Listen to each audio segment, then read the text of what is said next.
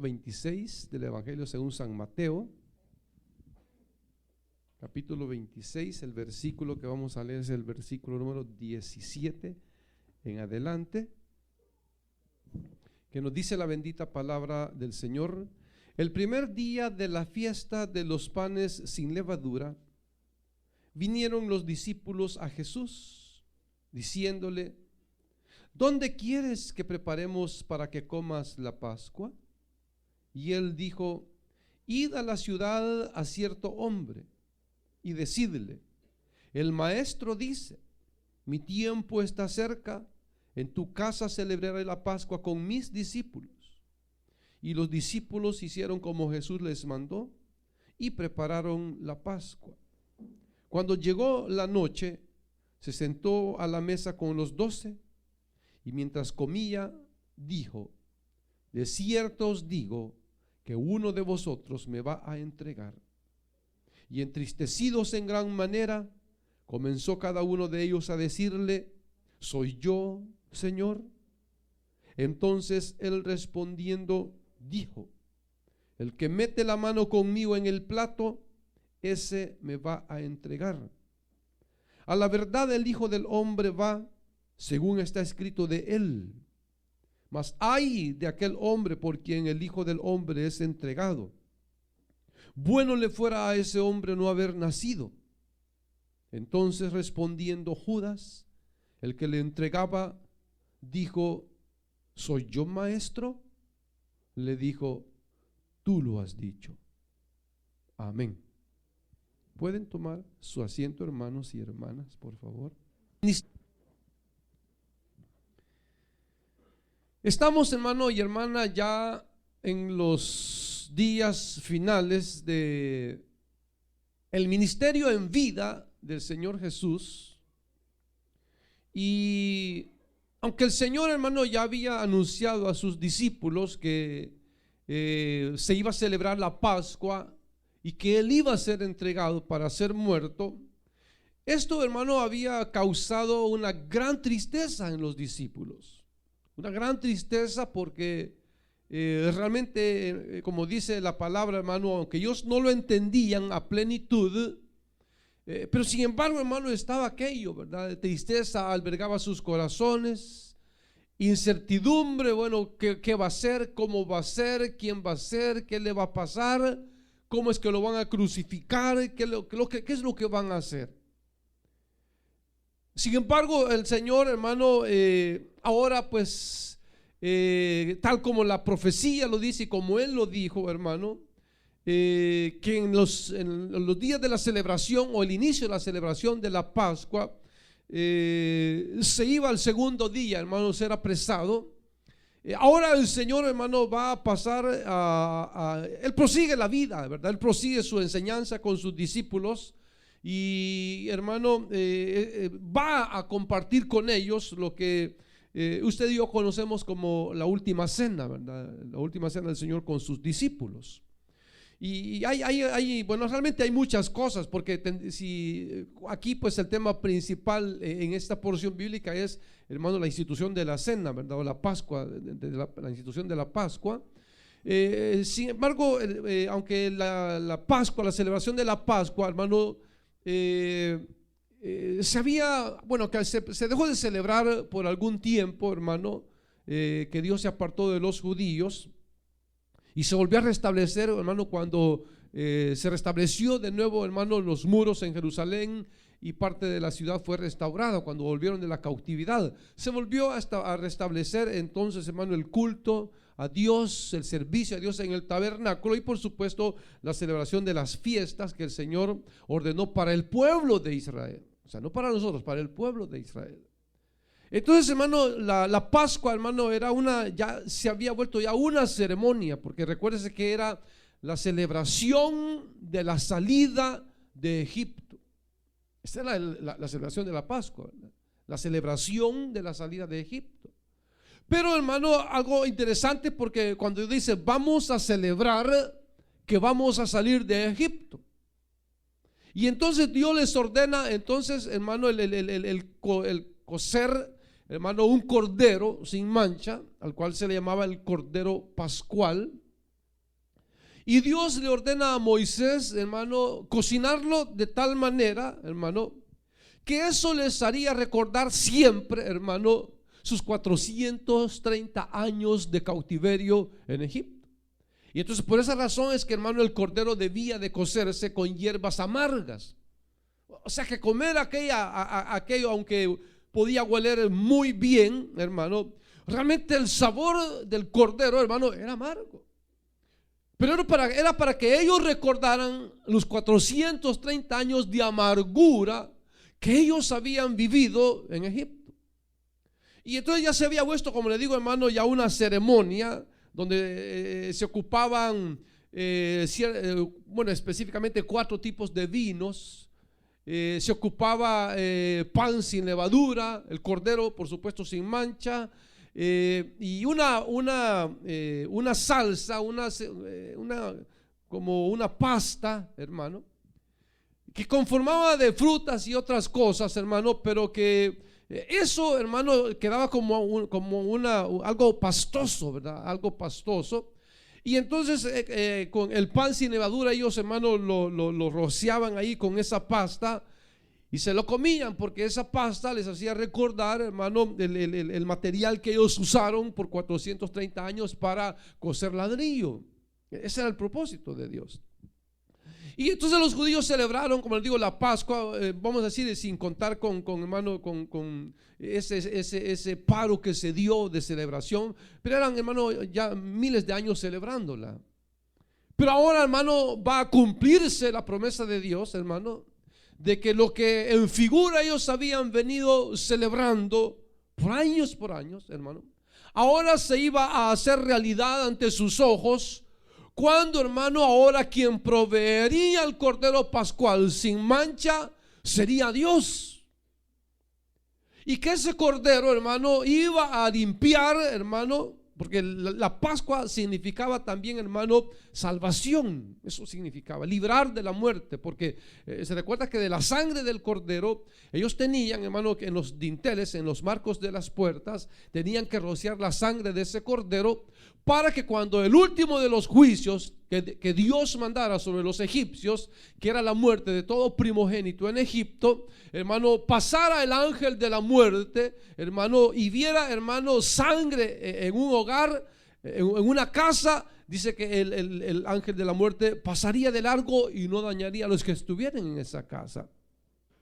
Entonces, hermano, la celebración de la Pascua traía mucho significado, hermano, de mucho valor para los israelitas.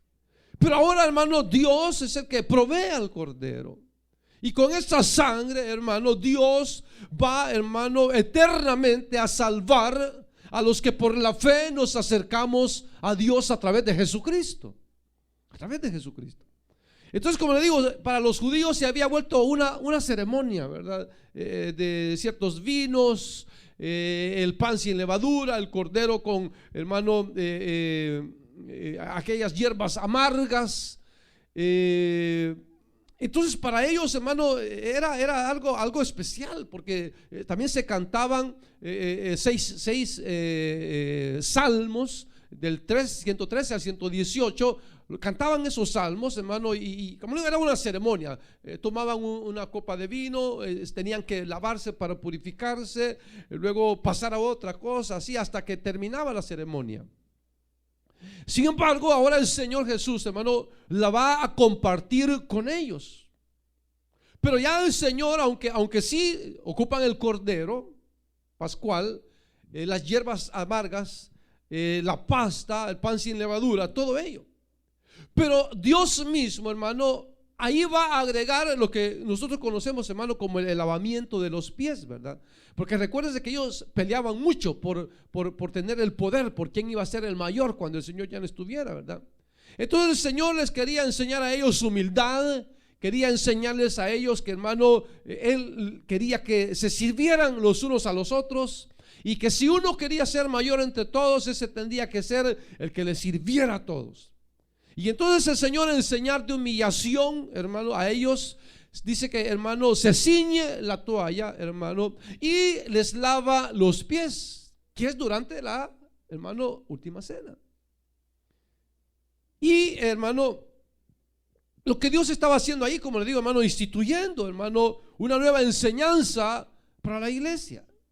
Una nueva enseñanza. Y como le digo, si nos vamos a ir, hermano, como si nos adentramos, realmente podemos encontrar muchas verdades que no conocemos nosotros.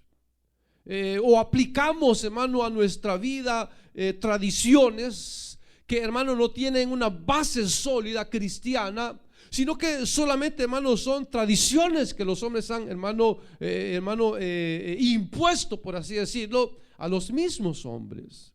Entonces, hermano, aún en los mismos judíos, hermano, había una diversidad de pensamiento. Como ya lo hemos dicho, hermano, el judaísmo se había partido en varias ramas, hermano, y entonces al separarse o al dividirse el judaísmo, cada rama, hermano, fue aplicando los mandamientos como ellos pensaban que era bien o como les convenía. De tal manera que en la Jerusalén norte pensaban que, hermano, la Pascua comenzaba desde las 9 de la mañana hasta las 6 de la tarde del primer día de la Pascua, porque lo que sucede, hermano, es que la Pascua se celebraba en un solo día. O sea, la fiesta de la Pascua se celebraba en un solo día. Pero luego en el segundo día inmediatamente comenzaba la fiesta de los panes sin levadura, que era la fiesta que más duraba, pero se unía. Entonces, para los judíos, hermano, que vivían hacia el norte, hermano, ellos celebraban la Pascua de las 9 de la mañana a las 6 de la tarde. Para los judíos del sur, ellos celebraban la Pascua no desde las 9, sino que desde las 6 de la tarde del día jueves, o el día que tocaba, hasta las 6 de la tarde del siguiente día. Entonces, por eso, aunque no lo voy a mencionar porque no queremos meternos en eso, pero así vagamente se recuerda cuando los judíos que, hermano, querían entrar a acusar al Señor Jesús, hermano, dice que no entraron ahí donde estaba el gobernador romano, por no contaminarse para poder participar de la Pascua. Pero la Pascua, el Señor, cuando ya estaba preso, él ya había disfrutado la Pascua. Bueno, no disfrutado, pero comido la Pascua. Entonces, como que hay discrepancia de que si la Pascua había pasado, porque estos hombres estaban diciendo que no se querían contaminar. Pero era por esa diferencia de pensamiento que yo les digo, que unos la celebraban un día y otros la celebraban tarde de un día y todo el día del otro día. Entonces, por eso es que hay como información que como que no va, pero sí va. Pero ahora, hermano, el Señor Jesús va, hermano, como le digo, a instituir esta enseñanza, la cual a nosotros también nos deja mucha enseñanza. Dice, el primer día de la fiesta, dice, de los panes sin levadura. Aquí hay una discrepancia porque el primer día era la celebración de la Pascua. El segundo día era la celebración de la fiesta de los panes sin levadura. Entonces aquí dice el primer día de la fiesta de los panes sin levadura. Entonces, como le digo, hermano, no es que la Biblia tenga errores, sino que ellos, hermano, habían ya mezclado las dos fiestas y entonces para referirse a las dos fiestas mencionaban solamente una. Incluso uno de los evangelistas, él habla y dice, cuando llegó, dice, la celebración de la Pascua de los panes sin levadura, o sea, une las dos fiestas en una sola, ¿verdad? Pero es porque ya ellos, hermano, ellos sabían, ¿verdad? Bueno, ya se ve que el primer día era la Pascua y el siguiente día era la fiesta de los panes sin levadura. Entonces, pero es el primer día, dice, cuando el Señor iba a celebrar la Pascua. Entonces sus discípulos vinieron, dice, haciéndole la pregunta al Señor para preguntarle a dónde quería él que comieran la Pascua. Entonces, ve, hermano, hermano, controversia, ¿verdad? Porque ahí venía Judas también, ¿verdad? Con los 11, o no sé cuántos discípulos fueron. Pero lo que le quiero contar es esto. Lo que hemos visto en el capítulo anterior es que Judas va a los principales sacerdotes y a Judas no le importa agradar a Dios, sino que Judas lo que le importa es, hermano, su interés. Ya explicamos por qué razón él va y vende o ofrece vender al Señor Jesús. Pero Judas llega y dice, ¿Qué me quieren dar? ¿Qué me ofrecen para que yo os lo entregue? O sea, él estaba tomando una decisión de hacer algo, hermano, sin importarle la voluntad de Dios. Sin importarle la voluntad de Dios. Porque no le importaba, ¿verdad? O sea, a Judas no le importaba. Lo que él quería, encontrar la ocasión para entregarle. Sin embargo, sus discípulos, el resto de ellos, hermano, a ellos sí les importaba la voluntad de Dios y querían oír cuáles eran las órdenes del Señor. Por eso ellos van y consultan con él y dicen: Señor, ¿a dónde quieres que comamos la Pascua? ¿Dónde quieres que la celebremos? ¿En qué lugar quieres que preparemos para que, Señor, ahí comamos la Pascua contigo o la comas con nosotros? ¿A dónde? O sea, ellos, hermano, esperan escuchar primero, antes de actuar, la voluntad de Dios. Que es exactamente lo que, una enseñanza, ¿verdad? Que hermano, muchas veces nosotros tomamos decisiones, hermano, y no pensamos, hermano, en la voluntad de Dios. No pensamos, hermano, en que si Dios quiere o no quiere, o cómo Dios quiere, o cuándo Dios quiere. Sino que, hermano, en lugar de esperar en Dios, hermano, nosotros decidimos, bueno, ¿a dónde voy a hacer esto? Y lo voy a hacer, sin contar con la voluntad de Dios. Y la palabra de Dios dice que los pies presurosos, hermano, siempre corren al mal. Que las decisiones tomadas, hermano, deprisa al principio, los negocios, dice, creados deprisa al principio, no serán de bendición al final. Porque, hermano, mientras más prudentes seamos, mientras más le pidamos a Dios dirección, hermano, para algo, hermano, por sencillo, hermano, por muy pequeño, de pequeño valor que sea, tenemos que pedirle a Dios su opinión. Tenemos que pedirle a Dios orientación. Porque si Dios nos guía, hermano, corremos menos riesgo de equivocarnos. Y si no nos va bien, por lo menos sabemos que en nuestro corazón quisimos hacer la voluntad de Dios. Entonces ellos le piden eso. Viene el Señor y les dijo: vayan a la ciudad y ahí van a encontrar a cierto hombre y díganle: el maestro dice, mi tiempo está cerca, en tu casa celebraré la Pascua con mis discípulos. Y los discípulos hicieron como Jesús les mandó y prepararon la Pascua. Entonces otros evangelistas dicen, hermano, que la señal que el Señor les dio, hermano, bueno, en algunas ocasiones fue esa, ¿verdad? De aquel hombre que vendría con un cántaro de agua, ¿verdad? De aquel hombre que les dijo: mire, vayan y van a una casa y van a ver un burrito amarrado. Esa es la casa y ese es el animal que yo ocupo. Vayan y díganle al dueño que el Señor lo ocupa y se los va a dar.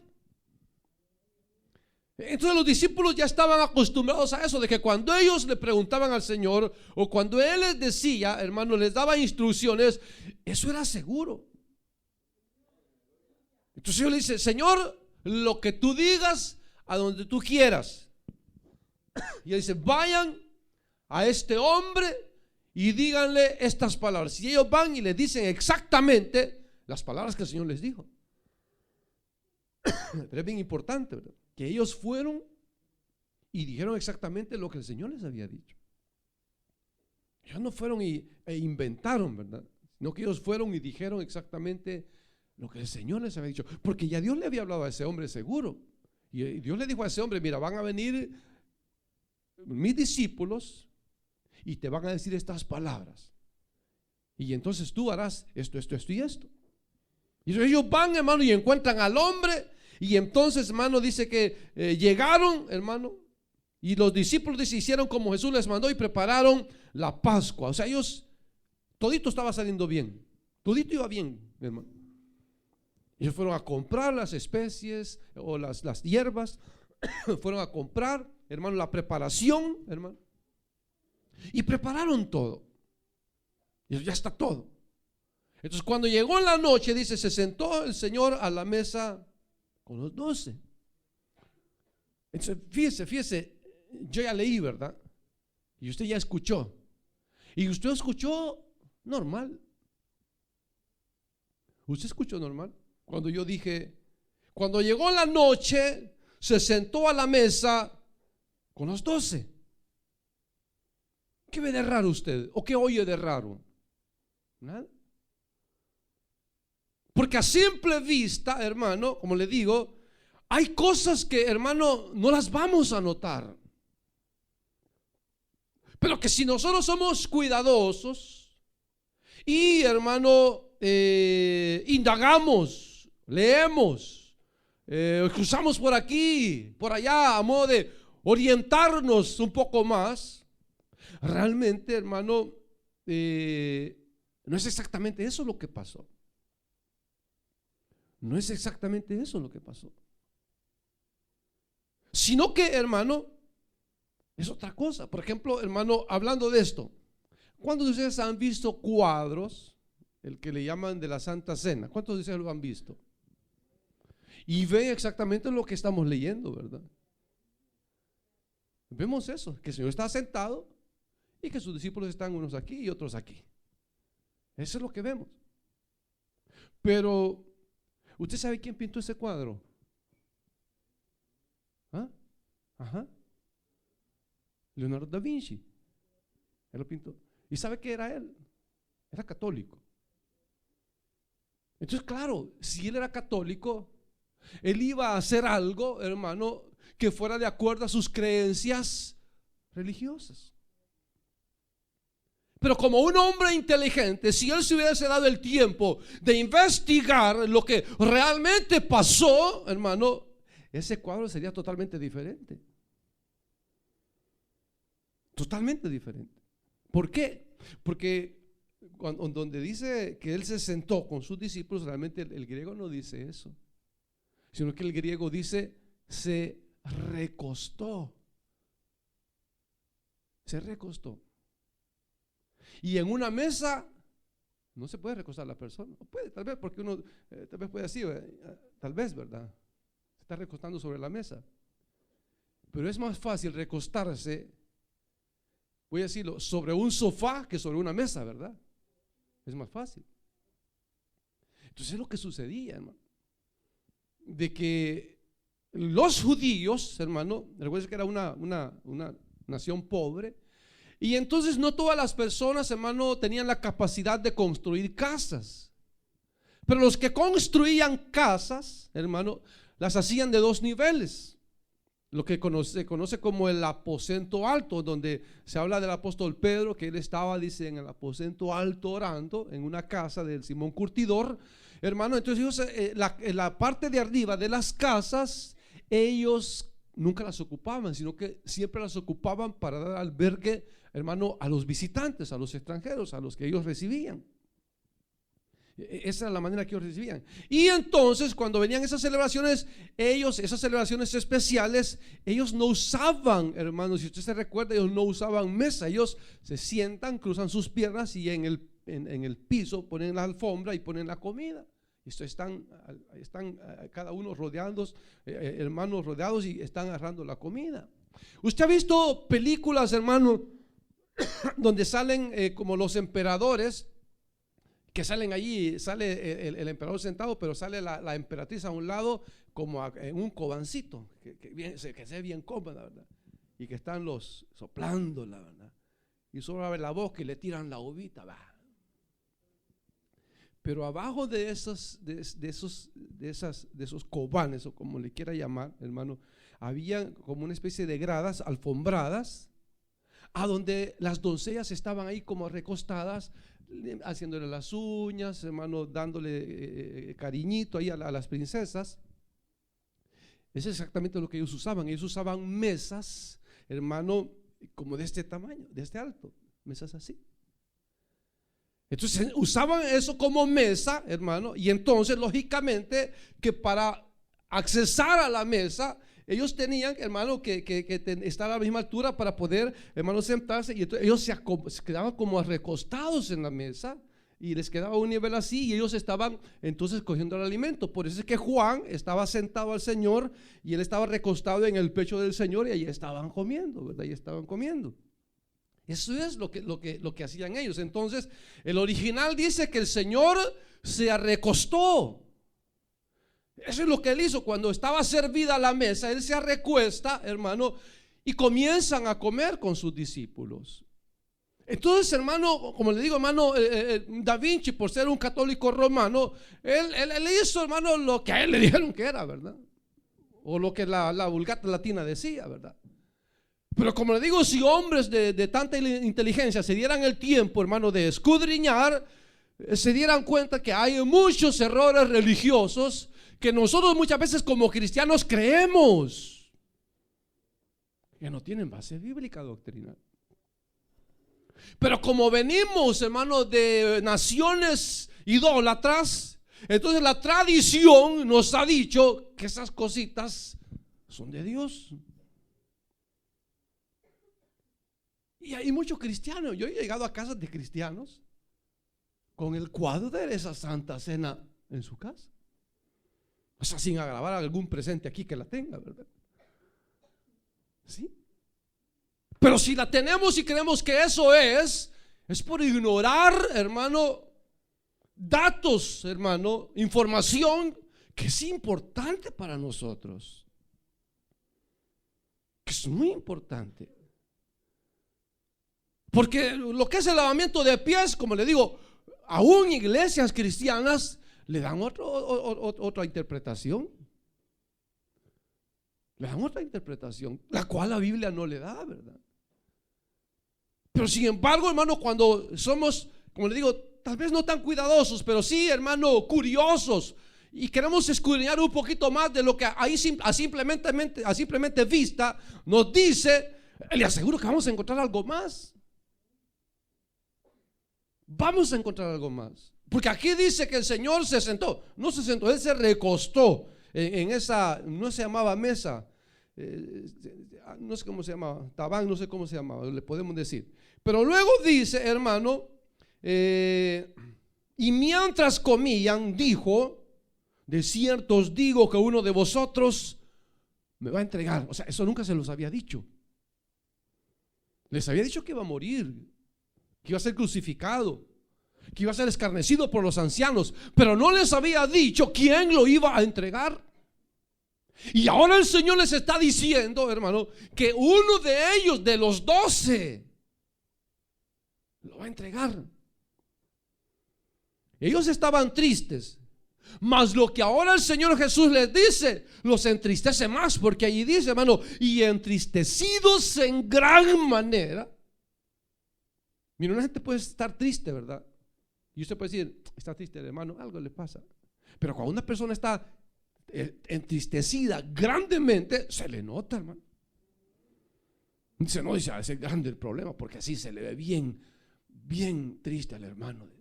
No, es grave el problema que tiene, porque el hermano anda los ojos bien hinchados. Está triste el hermano. Algo le pasa. Entonces ellos dicen que se entristecieron de tal manera. ¿Por qué? Porque para ellos fue un golpe, hermano. Habían convivido 3 años y medio y a nadie se le había perdido, hermano, un centavo. A nadie, porque lo que agarraba Judas lo agarraba de la bolsa, no de ellos. Y entonces ellos tenían una confianza plena los unos con los otros.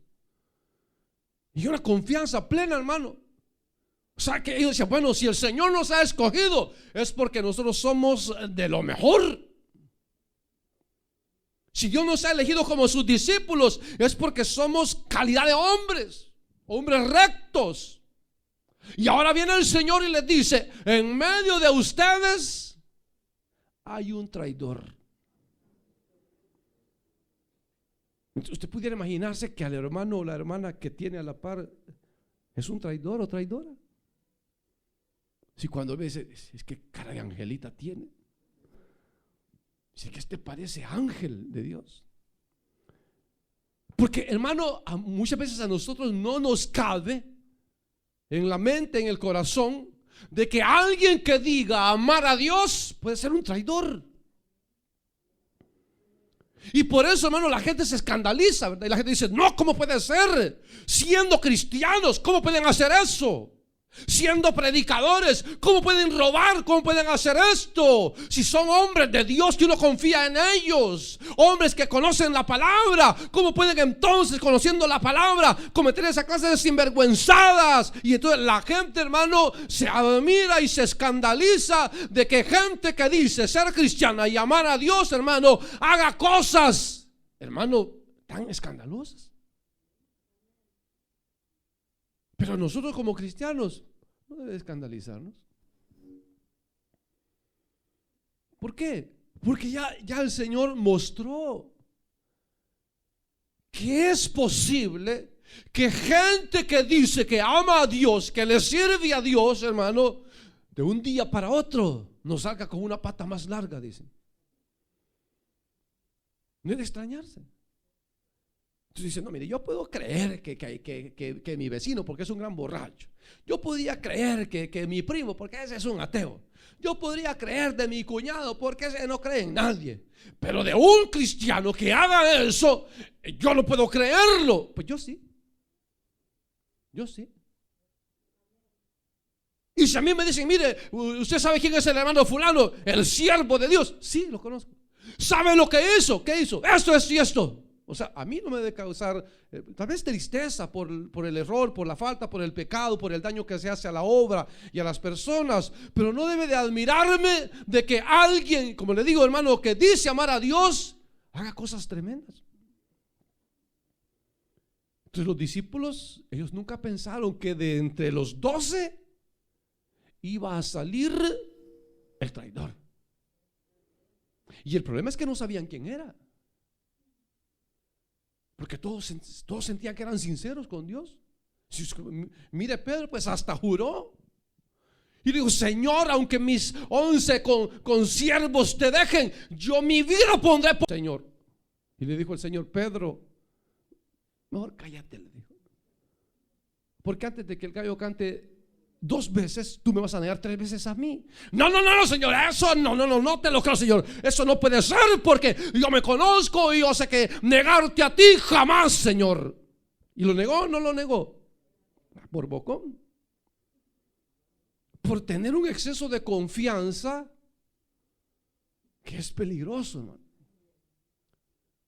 Y mire, cuando el hombre cae en ese exceso de confianza, donde, hermano, por ejemplo, hoy, hermano, la tecnología le hace creer a los seres humanos que pueden lograr todo, ¿no?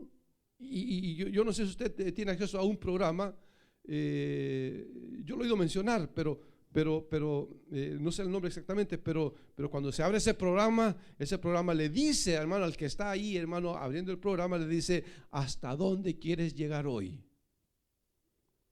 O sea, como quien dice, está a tu disposición, está en ti llegar hasta donde quieras llegar. Entonces le está diciendo al hombre que puede llegar a donde sea si se lo propone.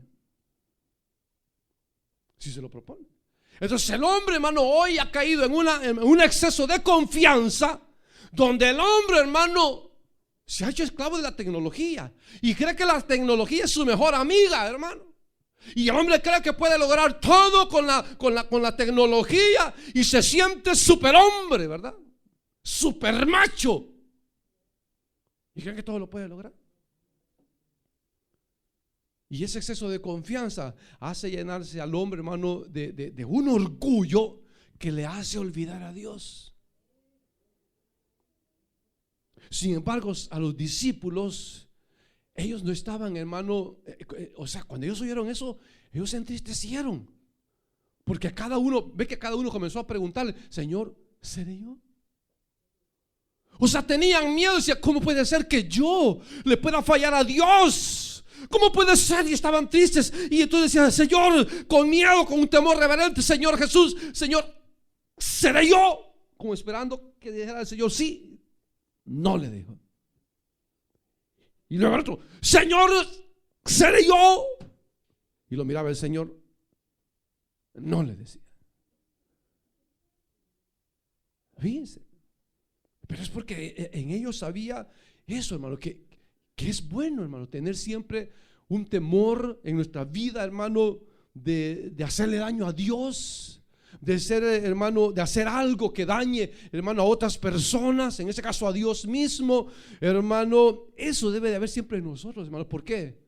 Porque cuando se nos presenten oportunidades fáciles de ir a lugares donde el pecado, hermano, está a la orden del día, tengamos eso en nuestro corazón, un temor tremendo de decir: no, yo no quiero ir a ese lugar porque tengo miedo a fallarle a Dios.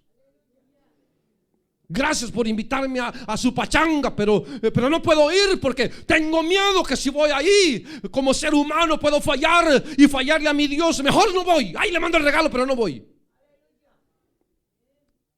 Pero hay cristianos. La otra vez leí yo de un, no sé si era pastor, parece que era pastor. Lo encontraron en un prostíbulo, ¿verdad? Y dice: ¡ah! Lo agarraron. ¿Qué está haciendo aquí? Dijo. Dice: es que estoy preparando un estudio acerca de educación sexual. Entonces, para preparar un estudio de educación sexual, ¿me tengo que acostar con una prostituta? Es que tengo que hacerlo en carne propia para entenderlo. ¿Cómo? Pero si es pecado. Si tengo que escribir algo porque yo, como buen consejero, tengo que aconsejar a estos pobres ovejitas descarriadas que quieren ayuda, y entonces me preguntan que cómo pueden hacer, que no pueden dominar el vicio. Entonces yo tengo que tomar para ver cómo es que se puede dominar el vicio. ¿Cómo? Por eso hay pastores borrachos, por eso hay pastores afeminados, porque creen que todo lo pueden, hermano, y creen que todo se vale, y que no importa aunque sea pecado. No hay temor de Dios en ellos. Los discípulos sí. Ellos dicen: yo tengo miedo. Miedo hermano, abordó sus corazones, llenó sus corazones. Como dice ahí, hermano, se llenaron todos, se entristecidos en gran manera, y comenzó cada uno a preguntarle al Señor: Señor, ¿seré yo? Pero ellos tenían miedo de ser ellos. Y hasta que, como dice ahí, hermano, entonces él respondiendo dijo: el que mete la mano conmigo en el plato, ese me va a engañar, entregar. Entonces en otra porción dice que Juan se le acercó, y entonces le dijo: Señor, ¿quién será? Y le dijo: al que yo le dé el pan mojado, ese es. Y agarró el pan y va y pasa por el primero, hasta que llega donde Judas, y le dice: come. Y Juan dice: ese va a ser. Ya sabía. Pero aquí San Mateo no lo relata. Pero entonces el Señor dice: el que come y mete la mano en el plato conmigo, ese es. Imaginen, nadie quería comer. Ahí tienen el pedazo de pan. Agarra vos, Juan, agarra vos, Pedro. Vos. No, porque él dice que el que mete el pan en el plato. Entonces, hermano, pero tristes ellos, hermano. Aquella celebración no fue celebración, fue algo triste para ellos. Entonces viene el Señor y dice: a la verdad el Hijo del Hombre va según está escrito de él, mas ay de aquel hombre por quien el Hijo del Hombre es entregado. Bueno le fuera a ese hombre no haber nacido. Dice el Señor en otro de los evangelios: bueno le fuera a ese hombre amarrarse una rueda de molino en el cuello y tirarse al mar. Bueno le fuera. Pero fíjese, yo estoy cumpliendo lo que mi padre escribió de mí, pero ay de ese instrumento de maldad que va a ser usado para entregarme, ay de él. Entonces, hermano, sin embargo, hay gente que piensa que Judas sería salvo. ¿Sería salvo? Dice que ya por la década de los 70 salió a luz un evangelio, se llamaba el evangelio de Judas, o sea, de este Judas. El evangelio de Judas. Y en ese evangelio, hermano, a Judas Judas mismo se presenta, hermano, como el compañero del cumplimiento de las promesas de Cristo. Entonces, en ese evangelio Judas es salvo porque es alguien que hizo lo que nadie quería hacer, y entonces fue un instrumento de bendición para que se cumplieran los propósitos de Dios. Pero aquí el Señor no dice eso. Dice: ese hombre que me va a entregar, dice, mejor le fuera no haber nacido, porque va a recibir un pago, hermano, tremendo. No porque, hermano, entregó al Señor, no por eso, sino, hermano, porque Dios le dio la confianza. Dios puso en sus manos su poder. Dios le dijo: mira, tenemos confianza, administra el dinero de Dios, toma. Se lo dieron. Por eso, hermano, porque conociendo la verdad de Dios, vivía transgrediéndola.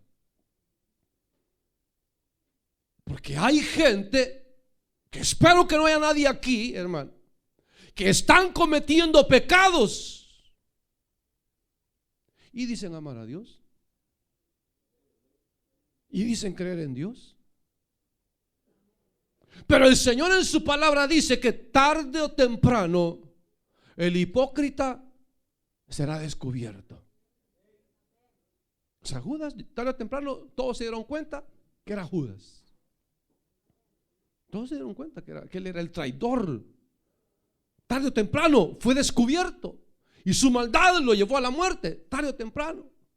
Porque el Señor eso dice en su palabra, hermano. Pero ¿qué dice también, hermano? Que dice, hermano, el que encubre sus pecados no prosperará, mas el que los confiesa y se aparta alcanzará misericordia. Entonces, el que cubre el pecado, hermano, y siga apantallando, aparentando ser hijo de Dios, amar a Dios, servirle a Dios, predicar a Dios, sanar en el nombre de Dios, hermano, y está en pecado, hermano, a esos lo que les toca o nos toca es que mejor nos fuera no haber nacido. Porque el que sabe hacer lo bueno y no lo hace, Dios dice: apúntenle un pecado más. Porque Dios es cosa seria, hermano. O sea, Dios no es juguete ni payaso de nadie, hermano. Dios toma en serio nuestra vida y todas nuestras palabras y acciones. Dios la toma en serio, de tal manera que lo va escribiendo para memoria. Porque lo toma muy en serio. Porque un día, con esa seriedad, nos va a sacar a luz cada palabra que hablamos, sea buena o sea mala. Y aunque Judas logró, hermano, vivir con una máscara por 3 años y medio, no le duró mucho la máscara. Llegó el momento en que, hermano, se le descubrió.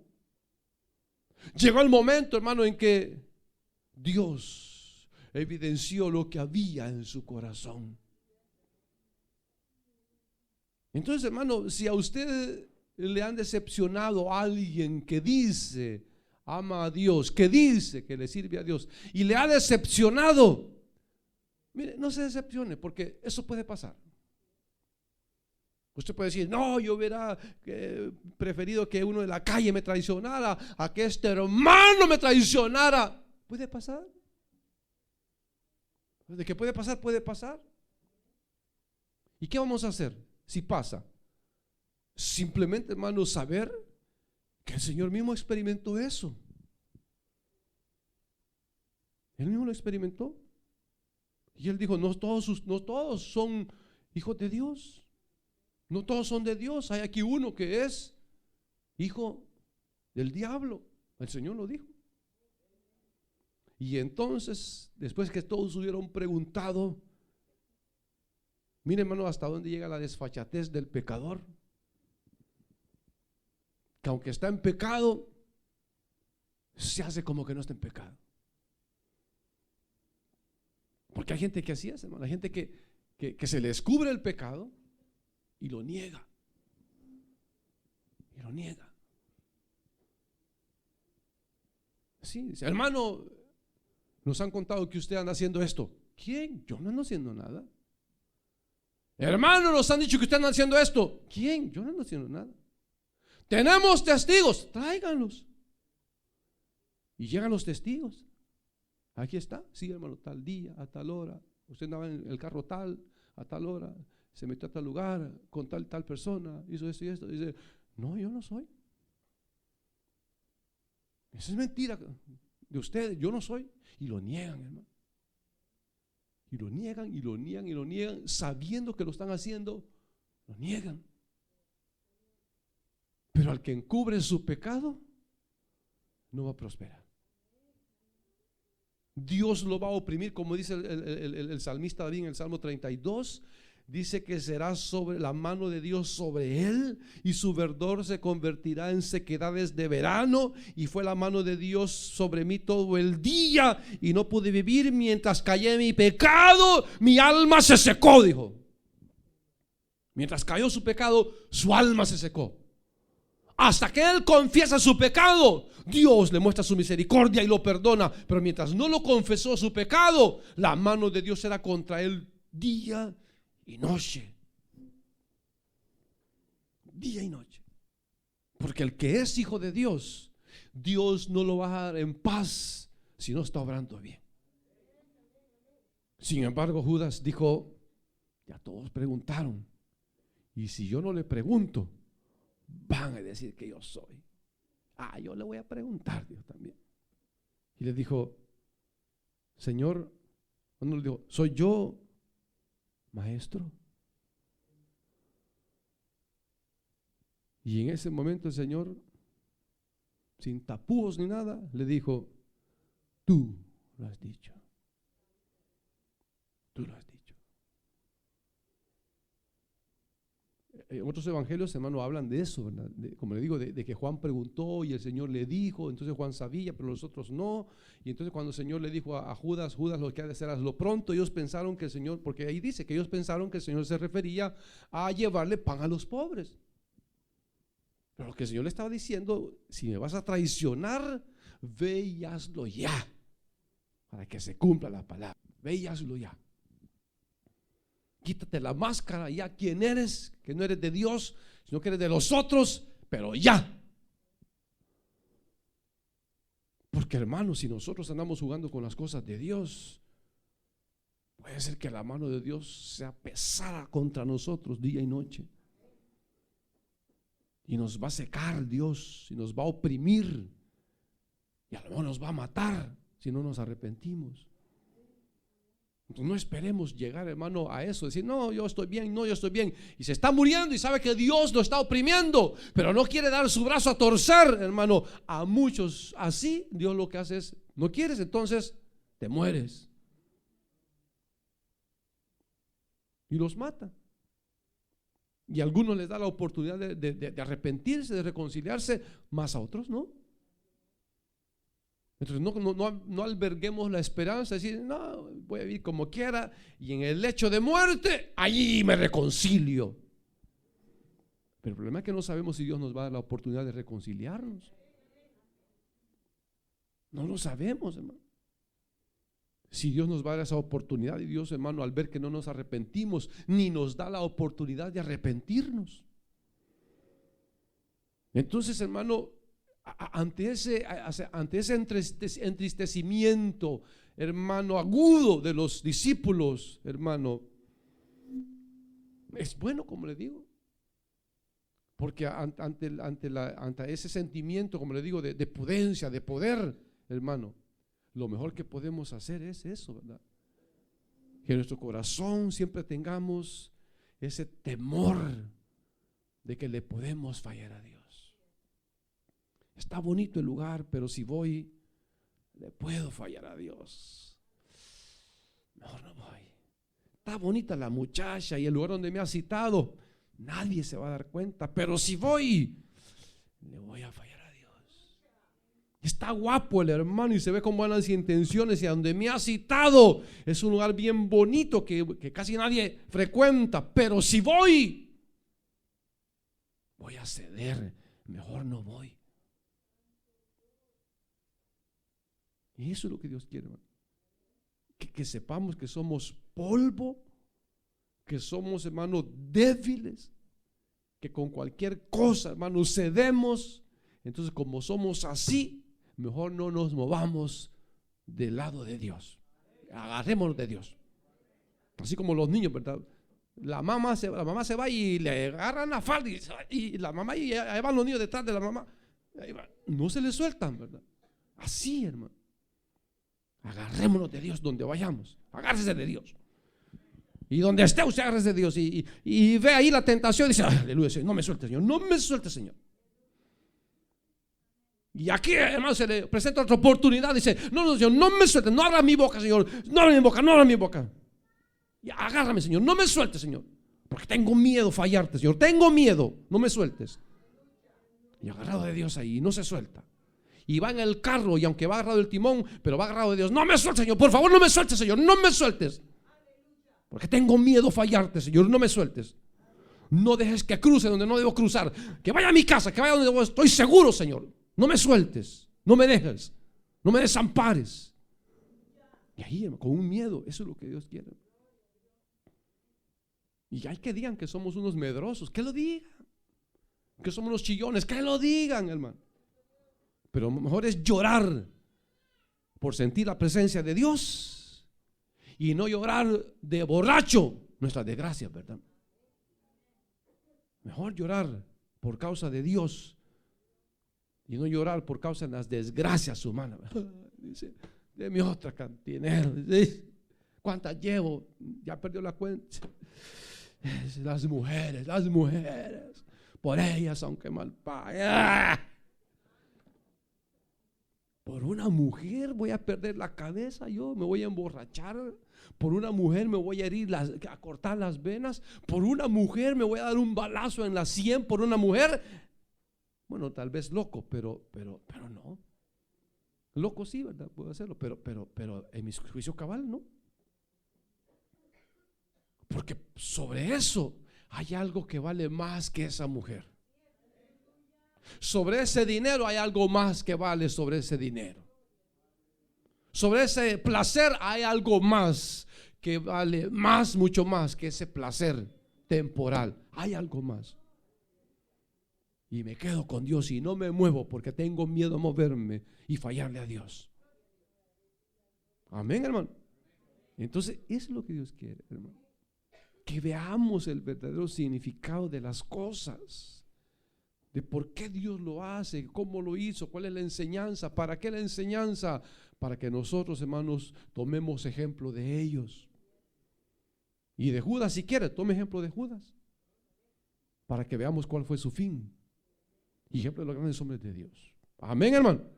Que Dios nos ayude.